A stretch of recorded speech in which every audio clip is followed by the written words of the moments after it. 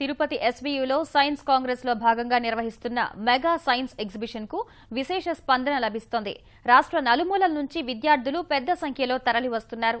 బాల్యంలోనే ఉన్నత ఆశయాలకు బీజాలు పడేలా ప్రదర్శన సాగుతోందని జిల్లా కలెక్టర్ సిద్ధార్థ్ జైన్ ఈటీవీ ముఖాముఖిలో వెల్లడించారు.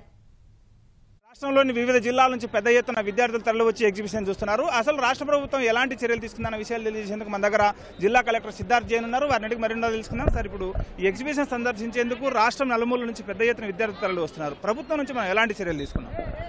104వ ఇండియన్ సైన్స్ కాంగ్రెస్ మనకు ఎస్వి యూనివర్సిటీ మరియు రాష్ట్ర ప్రభుత్వం కలిసి ఇక్కడ నిర్వహిస్తున్నాం. అప్పటి నుంచి పిల్లల ఆసక్తి చాలా బాగా పెరిగిపోయి వాళ్ళందరూ కూడా సందర్శించడానికి వస్తున్నారు. ముఖ్యంగా మీకు చూస్తే డిఆర్డిఓ స్టాల్ బాగా సూపర్ హిట్గా ఉంది. దాంట్లో లైవ్ మోడల్స్ లాగా మిసైల్స్ అవి పెట్టారు, లేటెస్ట్ టెక్నాలజీస్ పెట్టారు. ఇదే ముందే ఊహించుకొని గతంలోనే రివ్యూస్లోనే సీఎం గారు అన్ని జిల్లాల నుంచి tribal welfare, social welfare, residential స్కూల్స్కి, ఇతర స్కూల్స్కి ఇది చూపించాలనే ఉద్దేశంతో ఏర్పాట్లు చేయమన్నారు. దీన్ని 2 రకాలు చేసాం. ఒకటి ఫేస్బుక్, యూట్యూబ్లో కూడా దాన్ని లైవ్ పెడుతున్నాం. కేయూ బ్యాండ్, సి బ్యాండ్ కింద ఇచ్చాం, ప్లస్ శాటిలైట్ రిలే కూడా ఇచ్చాం.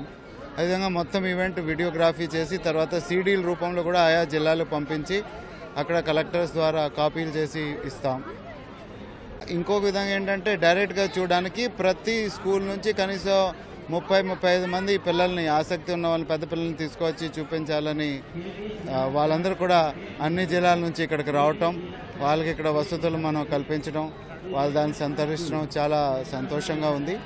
ఖచ్చితంగా నిన్న సీఎం గారు 100 కోట్ల ప్రైజ్ కూడా అనౌన్స్ చేశారు. నోబెల్ లారెట్స్ ఇండియాలో నుంచి. అయితే నా ప్రగాఢమైన నమ్మకం ఉంది ఈ కార్యక్రమంలో పాల్గొన్నటువంటి ఎవరో ఒకరు నోబెల్ ప్రైజ్ సాధిస్తారు అనే నమ్మకం నాకుంది. రేపు కూడా ఉంటుంది.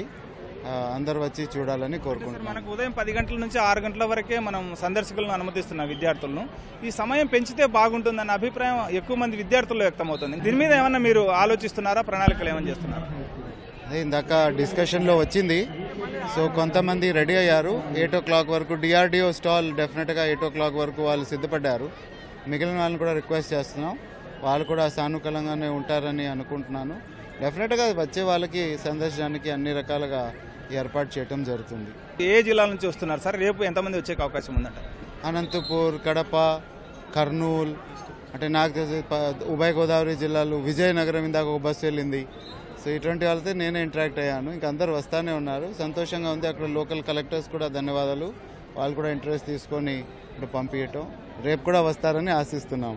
సంక్రాంతి పండుగ ముందు వచ్చినట్టు అనిపిస్తూ ఉంది. తిరుపతి రావటం ఇదొక పండుగ, దాన్ని చూడటం అదొక అనుభూతిగా మిగిలిపోతుంది.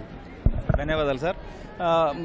వారం రోజులు ముందుగానే సంక్రాంతి పండుగ వచ్చిన పరిస్థితి ఈ సైన్స్ కాంగ్రెస్ సదస్సు కానీ అదేవిధంగా ఈ ఎగ్జిబిషన్ ద్వారా కానీ వచ్చిందన్న అభిప్రాయం కలెక్టర్ వ్యక్తం చేస్తున్నారు. రాష్ట్ర ప్రభుత్వం ప్రత్యేక శ్రద్ధ తీసుకొని ప్రభుత్వ పాఠశాలలో చదువుతున్న విద్యార్థులందరినీ ఈ సైన్స్ ఎగ్జిబిషన్ సందర్శించడం ద్వారా పూర్తి స్థాయిలో ఇన్స్పైర్ అయ్యేందుకు అవసరమైన చర్యలు తీసుకుంటామన్న అభిప్రాయం కలెక్టర్ వ్యక్తం చేస్తున్నారు. కెమెరామెన్ సుధాకర్తో వి నారాయణప్ప, ఈటీవీ న్యూస్, తిరుపతి.